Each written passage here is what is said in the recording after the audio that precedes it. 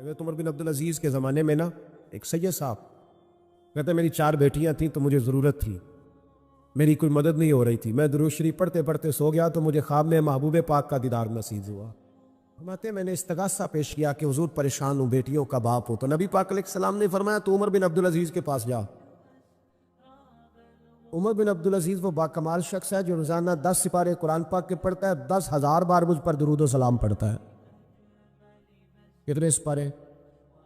ہم تو خیر سارے مصروف ہیں، 10 لائنیں بھی نہیں پڑھ سکتے، ہم تو بڑے بیزی لوگ ہیں۔ ہم قرآن شریف پڑھیں گے تو فیس بک کون چلائے گا؟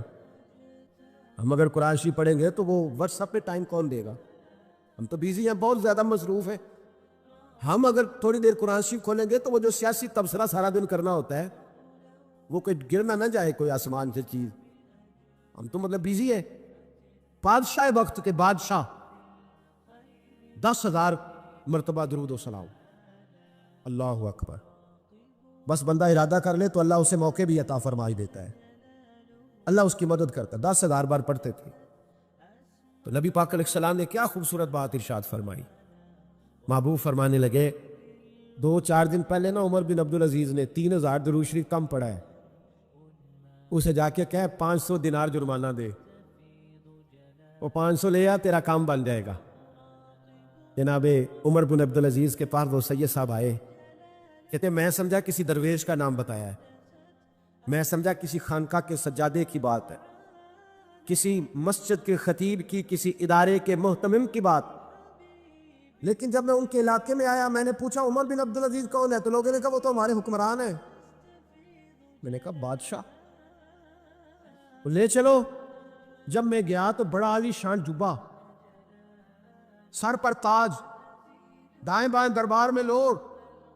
پھر میرے دل میں خیال آیا میں غلط آدمی کے پاس تو نہیں آ گیا، یہ کون شخص ہے؟ لیکن جب میں لوگوں سے پوچھا کہ یہ عمر بن عبد العزیز ہی ہے، کب وہی ہے؟ کہتے میں ان کے قریب گیا، دیکھو راز کھل رہے۔ کہتے میں کان میں جا کے کہا 10,000 درود شریف پڑھتے ہو؟ کہتے انہیں شاک لگا، جھٹکا، یوں دیکھا تجھے کس نے بتایا؟ میں نے کہا کوئی ہفتہ سوا پہلے 3,000 کم بھی پڑھا ہے۔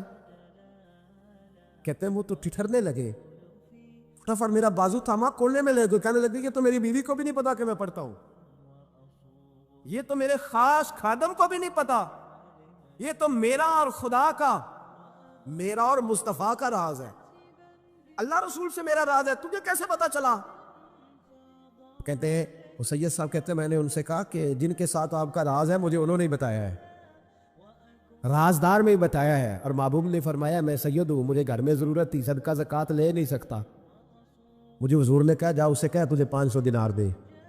اگرچہ اتنی ساری نعمتوں میں یہ ایک نعمت ہے، لیکن آپ آنکھ نہیں ہے تو آپ کو تو اپنوں کا احساس بھی نہیں، آپ تو اپنوں کے چہرے بھی دیکھ نہیں پائے۔ کوئی بھی نعمت جو آپ کے پاس ہے آپ کبھی محسوس کریں کہ اگر اس نعمت کا وجود ہمارے پاس نہ ہوتا تو ہماری کیفیت کیا ہوتی۔ یہ سانس ہے، ہم 2 دفعہ سانس کا استعمال کرتے، ایک دفعہ اندر جاتی ہے اور ایک دفعہ باہر آتی ہے۔ اگر اندر نہ جائے تو بھی مسئلہ ہے، چلی گئی ہے لوٹ کر باہر نہ آئے تو بھی بہت بڑی مشکل ہے۔ تو اس کا اندر اور باہر جانا یہ زندگی کا احساس ہے۔ اگر کبھی سانس اکھڑنے لگے اور آپ کے سینے میں آپ کی سانس اٹکنے لگے تو ایک بہت بڑی تشویش ہے، ایک بہت بڑی آکسیجن ہے، پوری طرح سے انسان کو قید کر دیا جاتا ہے، اور وہ کہتا ہے کہ میرا تو سارا وجود سلامت ہے، ہاتھ کام کر رہے ہیں، پیر کام کر رہے ہیں، آنکھیں کام کر رہی ہیں، زبان کام کر رہی ہے، سب کچھ ٹھیک ہے، صرف سانس اکھڑ گئی ہے۔ تو انسان محسوس کرتا ہے کہ یہ ساری چیزیں سلامت ہونے کے باوجود میرے کسی کام کی نہیں۔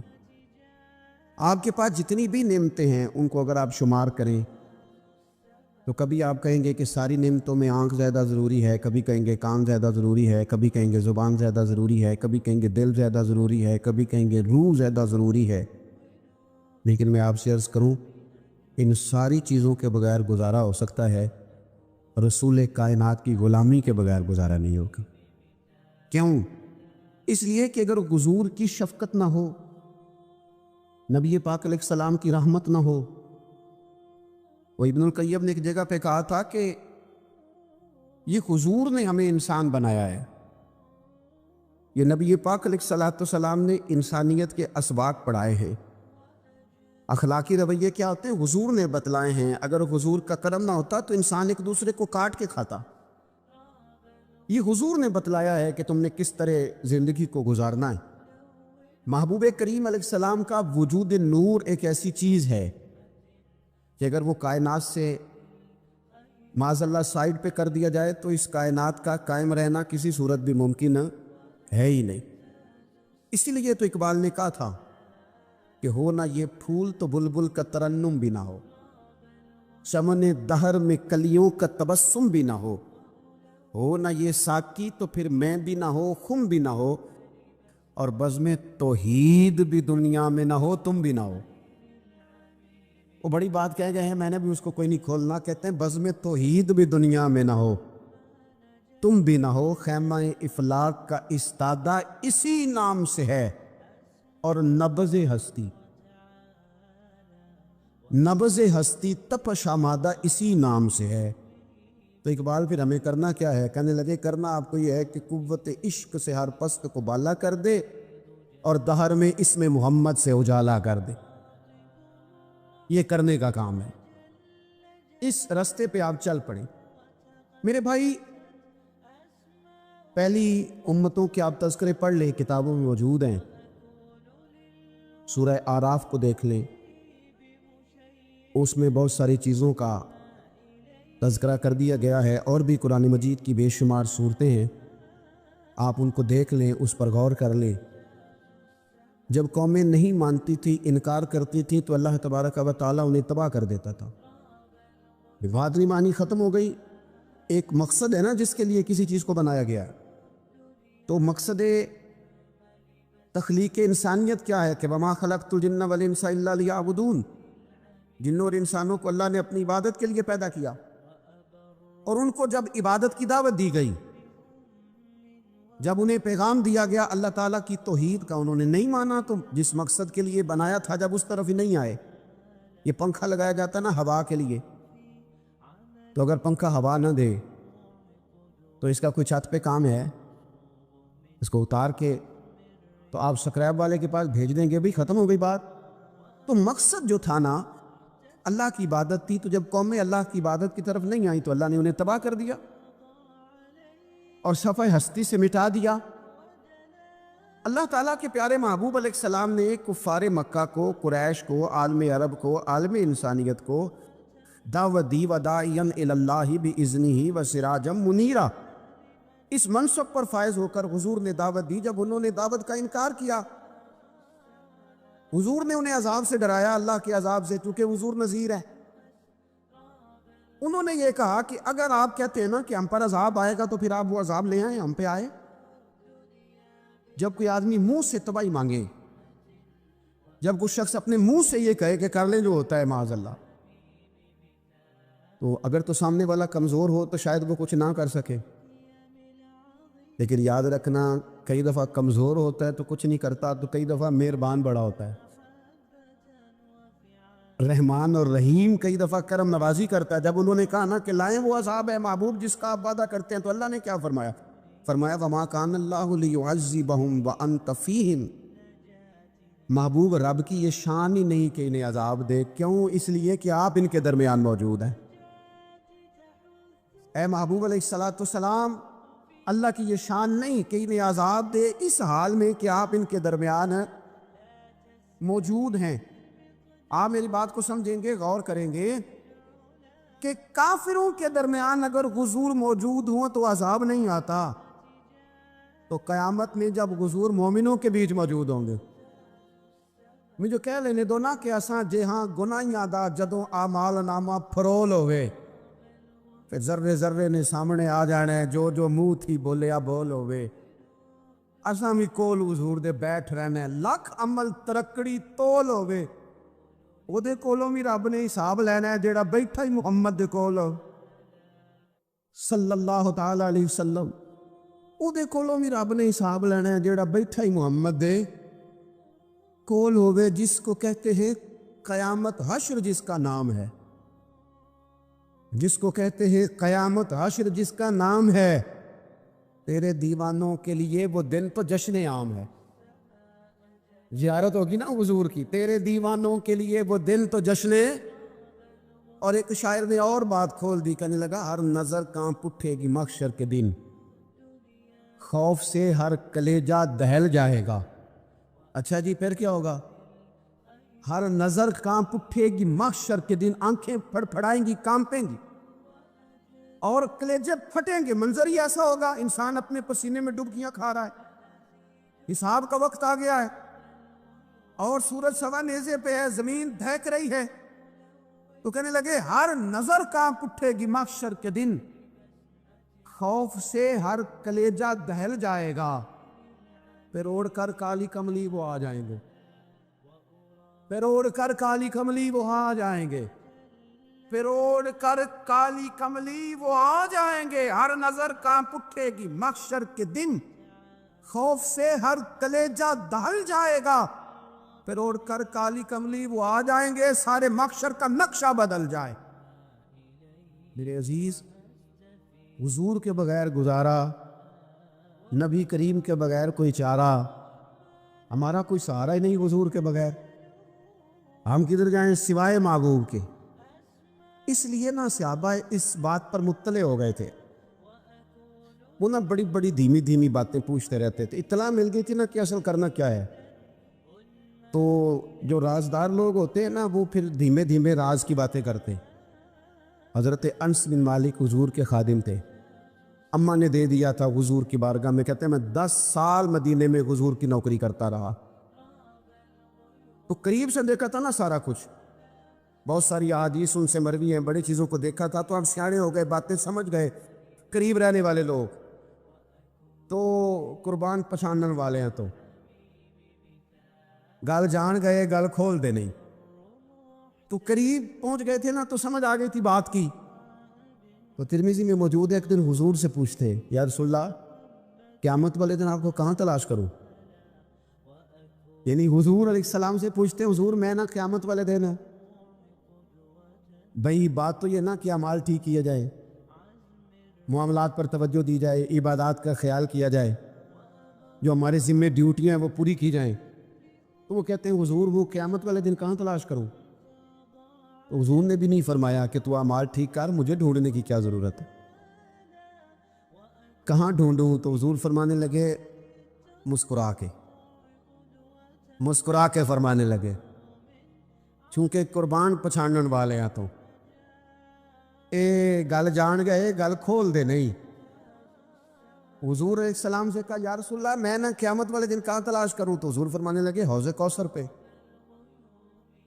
یا رسول اللہ وہاں کیا ہوگا؟ تو فرمایا امت پیاسی آئے گی تو میں جام بھر بھر کے پلاؤں گا، میں جام بھر بھر کے پلاؤں گا. ایسا کی تیری خیر تیرے میں کدے کی خیر، ایسی پلا کہ جس کا نشہ عمر بھر رہے. اور ایک نے کہا تھا کہ طیبہ سے منگائی جاتی ہے، سینوں میں رچائی جاتی ہے، توحید کی میں پیالوں سے نہیں نظروں سے پلائی جاتی. حضور صلی اللہ علیہ وسلم نے فرمایا حوض کوثر پہ بھی جام پلائیں گے. سیانے بڑے تھے حضرت انس، اور بھلا ہمارا کر رہے تھے. یہ حضور سے پوچھ کے نا تو ہمیں ایڈریس بتا رہے ہیں، کیونکہ حدیث روایت کر دی نا تو ہمیں ایڈریس سمجھا دیے، پتے بتا دیے کہاں پہنچنا ہے، ساری جگہ سمجھا دی. چلیں جدید دور آ گیا ہے، انہوں نے لوکیشن بتا دی کہاں کر کے نا کس جگہ جا کے سٹاپ کرنا ہے کام. یا رسول اللہ وہاں ملاقات نہ ہوئی تو حضور نے فرمایا پھر پل صراط پہ آنا.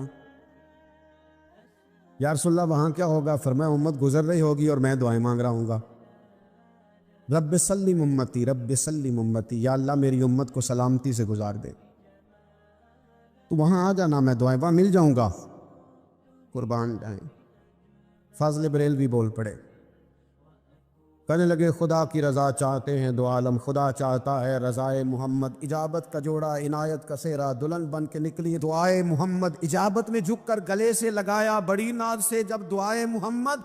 رضا اب پل سے وجد کرتے گزریے کہ ہے رب سلیم دعائے محمد صلی اللہ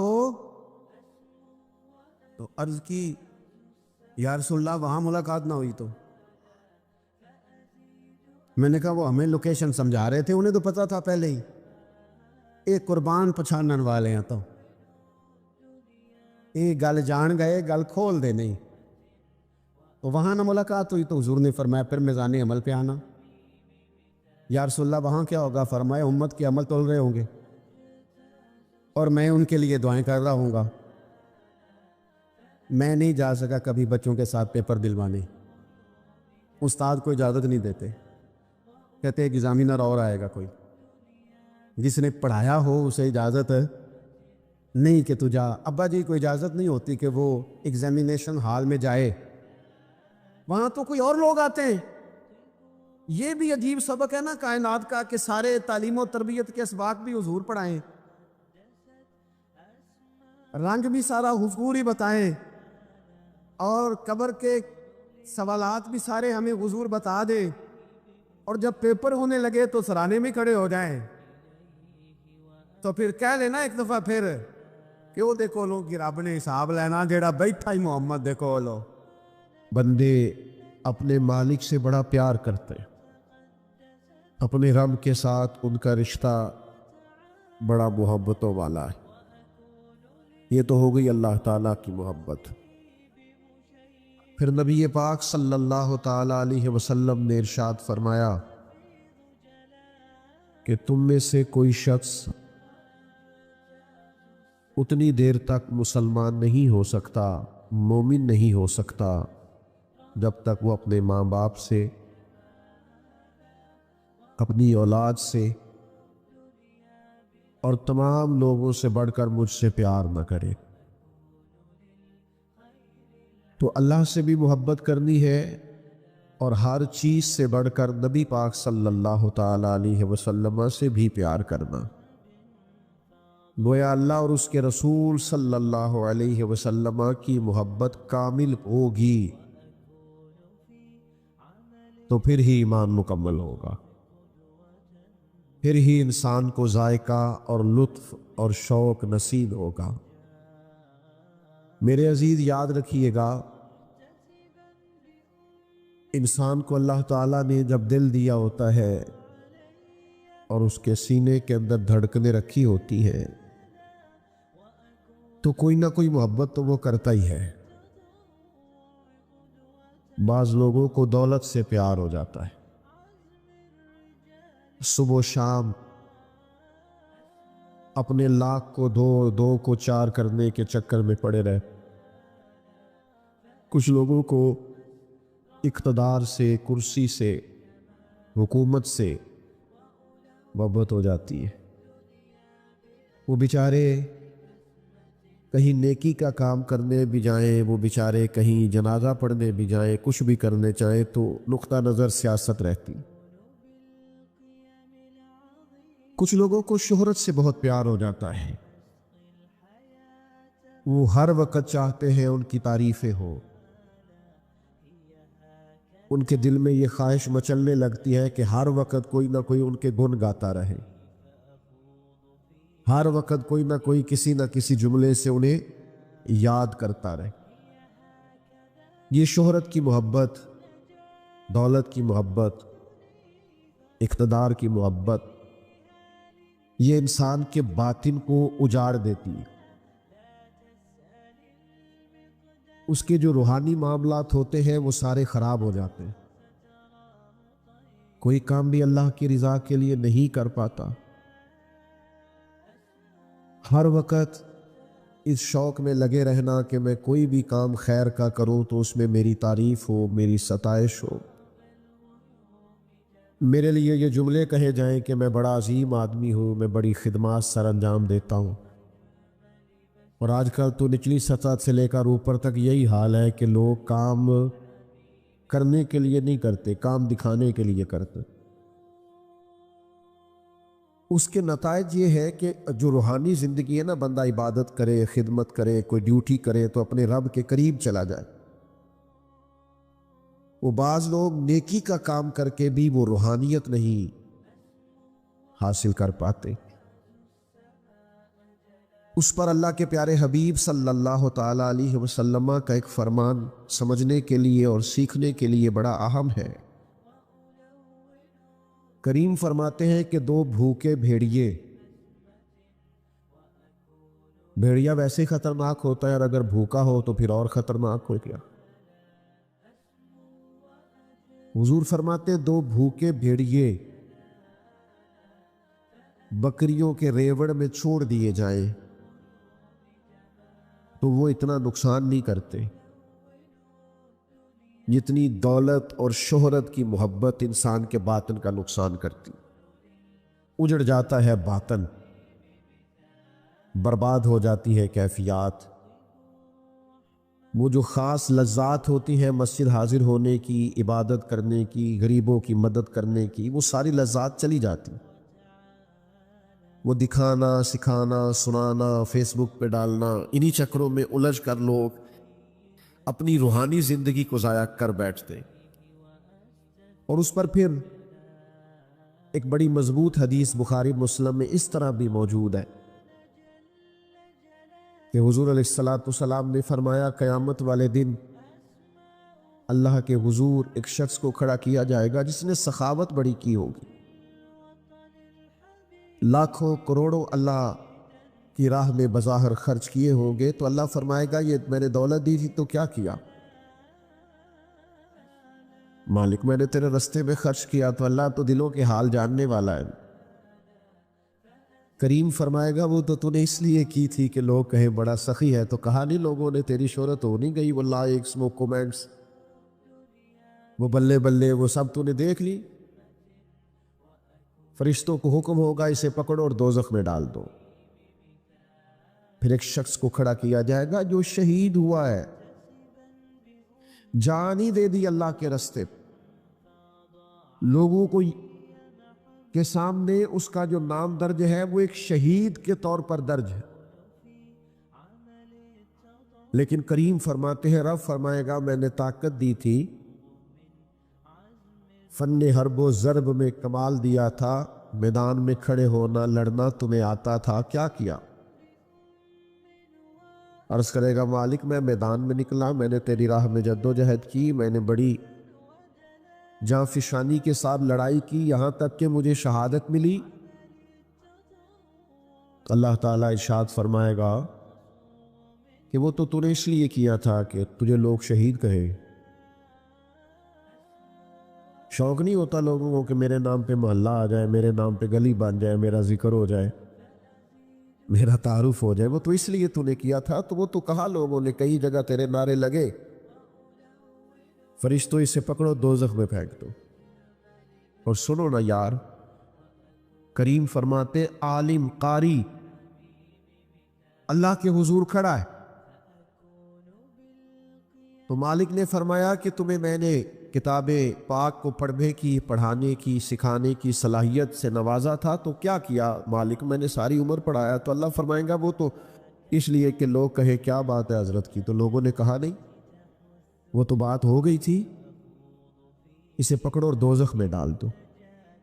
تو دل میں محبت تو کوئی نہ کوئی ہوگی، اگر دنیا داری کی، شہرت کی، اقتدار کی، چاہا جانے کی محبتیں اپنے دلوں میں پیدا کریں گے، نتیجہ یہ نکلے گا کہ سارے کام بیکار چلے جائیں گے، بے معنی، بے مقصد، اور باوجود اس کے کہ محنت کی لا حاصل ہو جائے گا سارا کچھ۔ کرے کیا جب سینے میں کوئی نہ کوئی محبت رہنی ہی ہے، تو کیوں نہ اللہ کے پیارے محبوب کی محبت پیدا کر، سرور کائنات صلی اللہ تعالی علیہ وسلم سے پیار کرے، حضور کی محبت کو اپنے دل میں جگہ دے، نبی پاک صلی اللہ تعالی علیہ وسلم کے پیار کو اپنی آنکھوں میں بسائیں۔ بیٹا یہ لائٹیں آنکھوں میں پڑتی ہیں، یہ بند کر دیں آپ لوگ، موبائلوں کی لائٹیں آپ بھی بند کر دیں پیارے بھائی، لائٹ بند کر دیں بس۔ تو جو عرض کرنے جا رہا ہوں اس پر آپ غور فرمائیں گے، حضور سے پیار کرنا۔